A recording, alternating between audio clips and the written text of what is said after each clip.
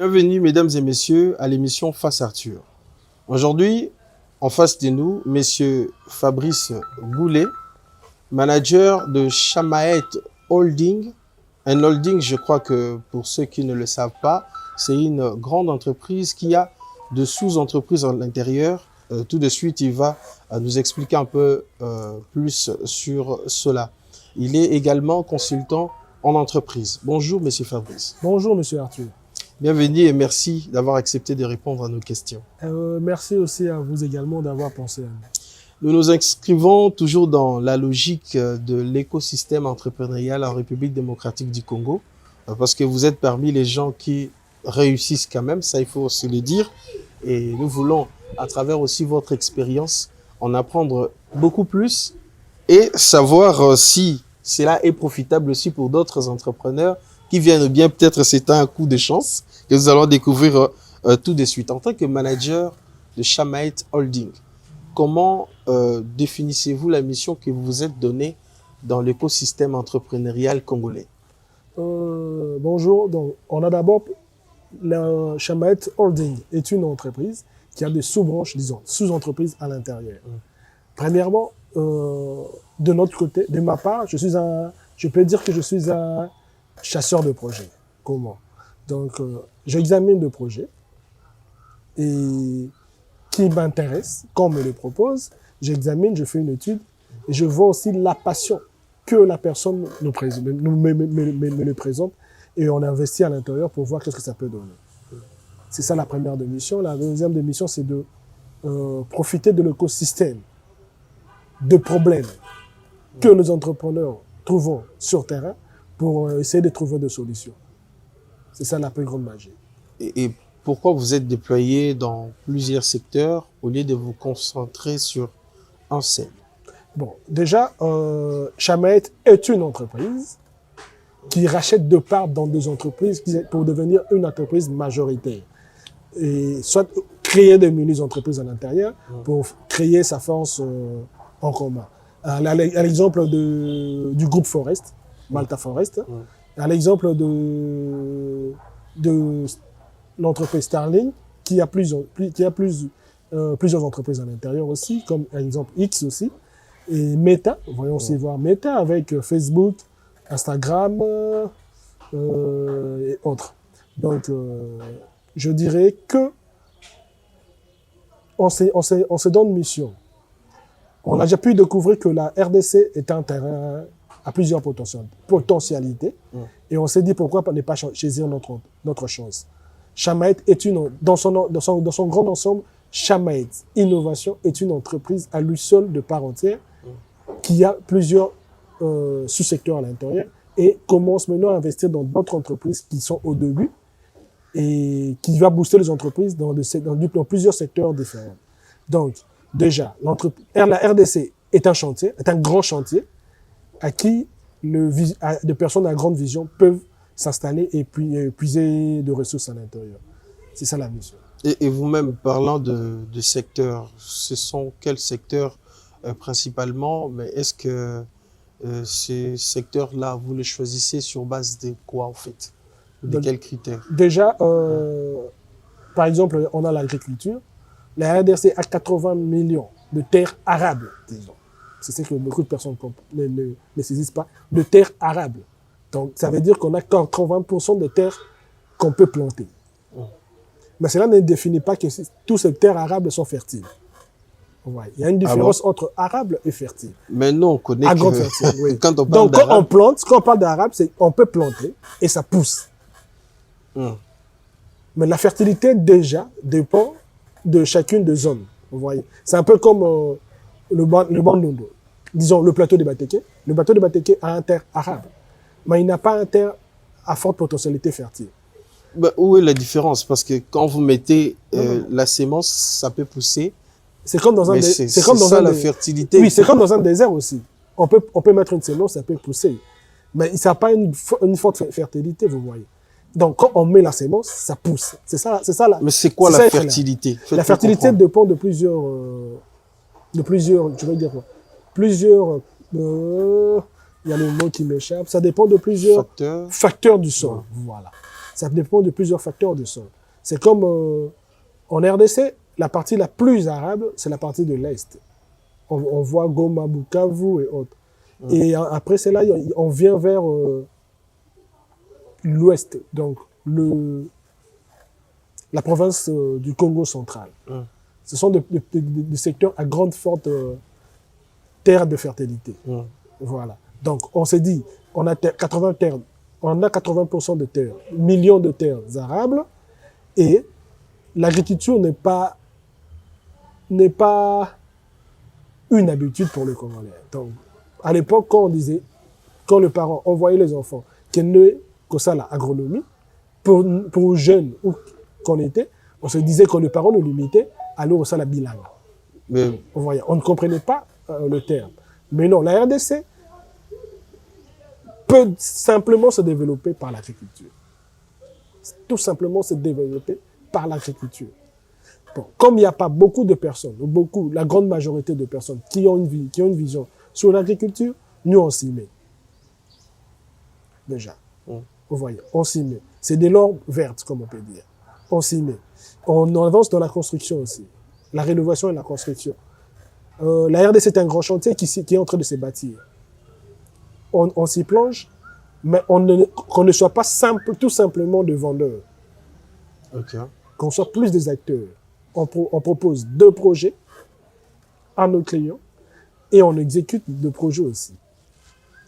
Donc, comme on a des projets on a des projets qu'on doit présenter actuellement à la ville de Mbanzango parce qu'on a vu des potentialités et comment redéfinir la ville, c'est ce qu'on va faire maintenant. On va proposer 2 projets pour la province du Congo central et aussi faire des calculs à forte potentialité, comment redéfinir la ville de Mbanzango dans un temps record. Vous accompagnez les entrepreneurs. Oui. Ce que j'aimerais savoir, comment vous le faites. Et deuxièmement, qu'est-ce que vous regardez en premier lorsque un entrepreneur vous apporte un projet? Qu'est-ce qu'on regarde en premier chez un entrepreneur qui nous apporte un projet? C'est, je peux dire, c'est sa vision et sa détermination. On peut avoir l'argent, on peut miser, mais si on n'a pas une vision et la détermination, on ne pourra jamais avancer. Donc voilà pourquoi on regarde, moi personnellement, je regarde d'abord la vision de la personne et sa détermination à avancer.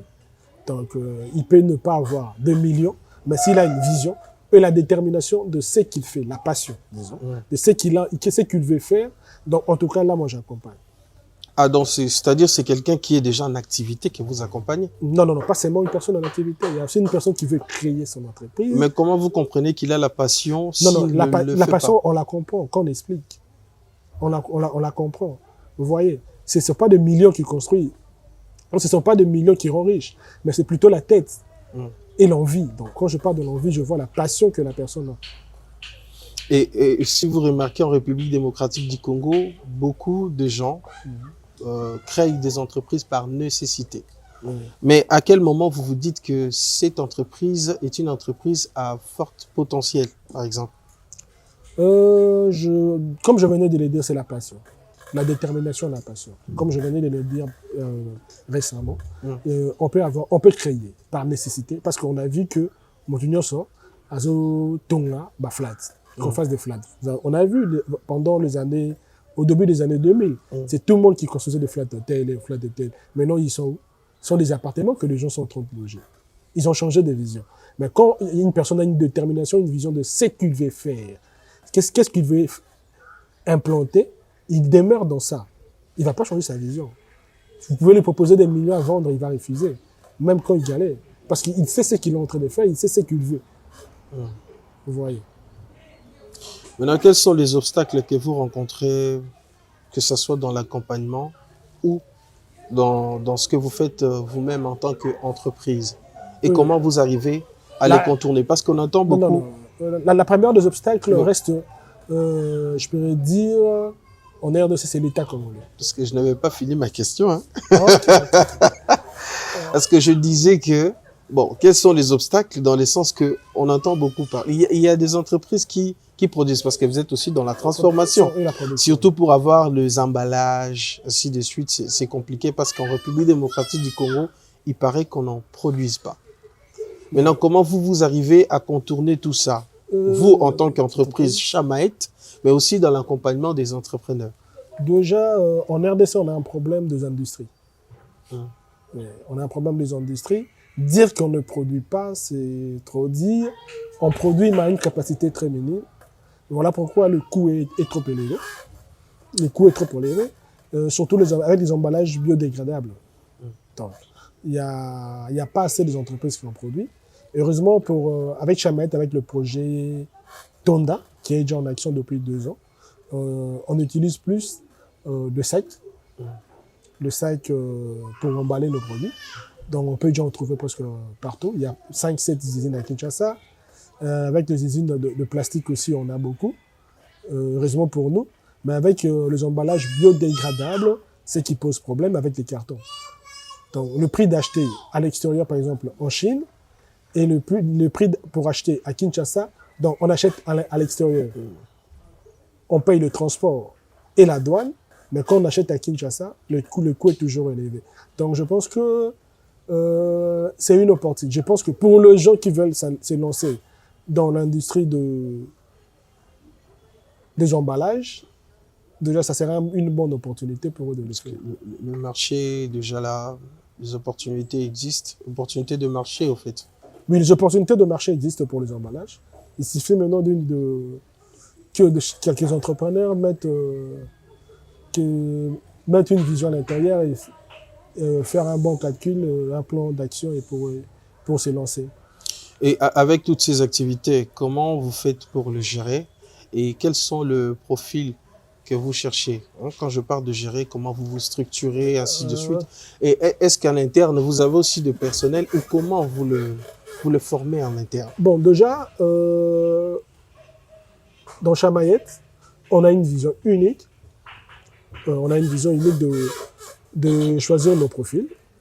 Déjà, dans Chamaet Innovation, on a des employés. Et là, c'est moi qui gère. C'est moi qui gère. Donc, Chamaet Innovation, c'est moi qui gère. On a des employés qui travaillent à la transformation. Et on a des employés qui travaillent sur terrain, disons, dans les champs. Oui.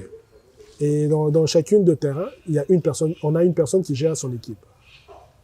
Et dans Gotavel, il y a une équipe qui gère indépendamment. Et on est là juste pour la coordination et la supervision. Maintenant, en parlant du point de vue technologique, parce que vous faites la transformation, je ne sais pas si c'est intégré, la technologie, les appareils, ainsi de suite. Je voulais poser comment est-ce que cela influence-t-il votre croissance? Parce que je ne sais pas si j'ai pas visité l'entreprise. Oui. Si vous utilisez quel genre de machine en termes de quantité, comment cela influence dans le projet Tonda, c'est purement un projet agroalimentaire. On produit le farine de cossette de manioc, communément appelé foufou. On produit la semoule de maïs. On produit le jus sirail. Donc, on a une usine de transformation. On a une usine de transformation pour le semoule de maïs et la farine de cossette de manioc. Et pour le jus, on a aussi à côté une usine de transformation de nos produits. Quelle est votre vision sur la jeunesse congolaise face à l'entrepreneuriat? Est-ce qu'elle manque de vision, elle manque d'accompagnement ou d'audace? Je dirais que la jeunesse congolaise manque d'accompagnement. Parce que je connais, actuellement, il y a plusieurs entreprises de jeunes. On manque d'accompagnement. L'État n'a pas mis en place une politique d'accompagnement de jeunes entrepreneurs. Je vois, on essaie de faire, mais en réalité, c'est juste superficiel. Mais tous ces organismes mis en place pour accompagner la jeunesse, aider à faciliter à l'obtention du financement plutôt, en fin de compte, vous êtes déjà dans la scène, vous êtes praticien. Quel témoignage portez-vous à tout cela? Parce que les efforts se font voir, en fait, du côté de l'État. Non, je dirais que on peut faire un sondage, parce que c'est le sondage qui détermine le chiffre en réalité. On peut faire un sondage. Je pense que l'État accompagne à 5-10%. C'est trop peu. C'est trop peu parce que la RDC a une grande potentialité de créer plusieurs entreprises sans dépendre de l'extérieur, disons. Vous voyez, sans dépendre de l'extérieur, parce qu'on a des grandes universités qui forment des gens qui peuvent facilement aussi créer des entreprises et alléger l'importation. Maintenant, en tant que manager, parmi tous vos projets, c'est quoi le projet emblématique ou bien performateur? Pour le moment, c'est le projet Tonda qu'on a mis en avance pour booster. Et ça donne très bien. On a nos produits dans divers supermarchés de la ville de Kinshasa et on vend directement par commande aussi. Quel supermarché? Je vous autorise quand même d'en parler. On a Régal, SK aussi.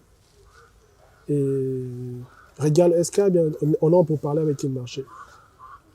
Bon, je crois que le temps est parti. On va un peu trop vite et nous devons déjà chuter. Je voulais juste avoir votre dernier message adressé aux investisseurs, aux jeunes Congolais, mais aussi à l'État congolais. Je pense à l'État congolais, je demanderai au gouvernement, pas au chef de l'État, mais au gouvernement de concevoir un bon projet pour créer un fonds d'accompagnement de l'entrepreneuriat. Un fonds d'accompagnement de l'entrepreneuriat avec des vrais leaders qui peuvent... parce que quand on parle de la jeunesse, je ne vois pas seulement le jeune, moi je vois tout le monde. Il faut un fonds pour l'accompagnement. Mais ils ont mis en place Transform. Transform ne prime qu'une seule personne. Vous voyez, chaque édition ne prime qu'une seule personne. Disons, la personne phare, le gagnant, qui est primé, qui est accompagné pendant un temps. Chaque édition, c'est pour une seule personne. C'est à ce que je sache. C'est les gagnants. C'est les gagnants. Et c'est pas suffisant. Je pense qu'on doit créer un fonds pour l'accompagnement des entrepreneurs, pas seulement des jeunes entrepreneurs, mais des entrepreneurs. Et aussi, dans chaque ministère, créer des fonds à l'intérieur, disons. Des fonds pour l'accompagnement de jeunes entreprises. À l'exemple, on peut dire, par exemple, au ministère de l'Agriculture, avec une discussion qui se passe actuellement, le 95 millions pour la visibilité de la RDC, on pouvait l'injecter au ministère de l'Agriculture. Créer au moins 500 projets de 10 000 $, ça pouvait booster. Ça pouvait booster aussi, alléger la famine.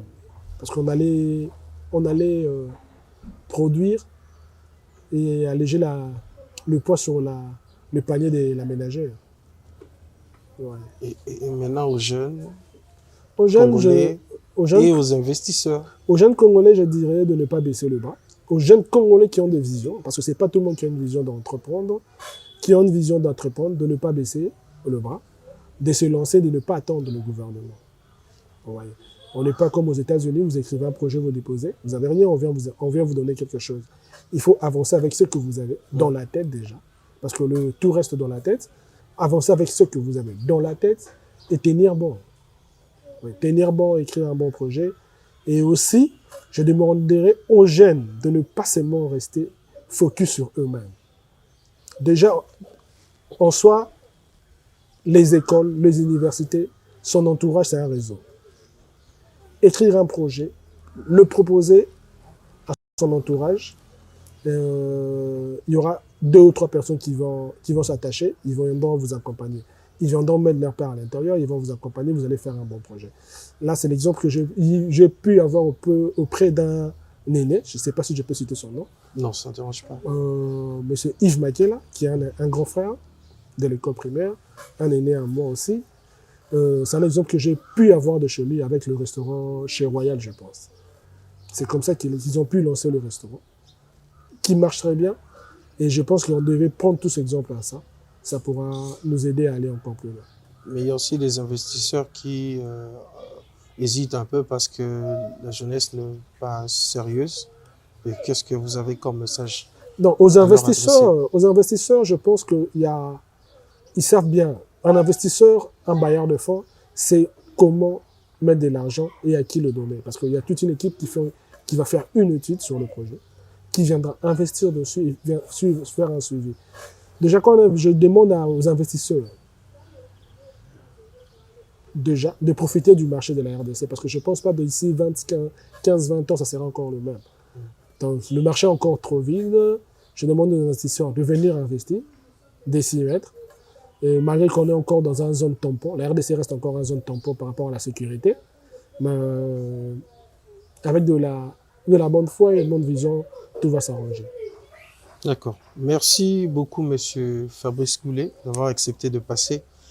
Aujourd'hui, nous n'avions pas eu beaucoup de minutes. Il faudrait comprendre. Je crois que prochainement, peut-être, on entrera en profondeur de surtout la question de l'accompagnement des entrepreneurs, parce que les questions me reviennent beaucoup. Quand quelqu'un parle de l'accompagnement et après il y a trop de dérangements, je crois que je veux revenir là-dessus. Merci beaucoup. Merci à tous ceux qui nous ont suivis du début jusqu'à la fin. On se retrouve prochainement. Merci à Richard Kapoukou et toute l'équipe de la réalisation. On se retrouve prochainement pour un nouveau numéro.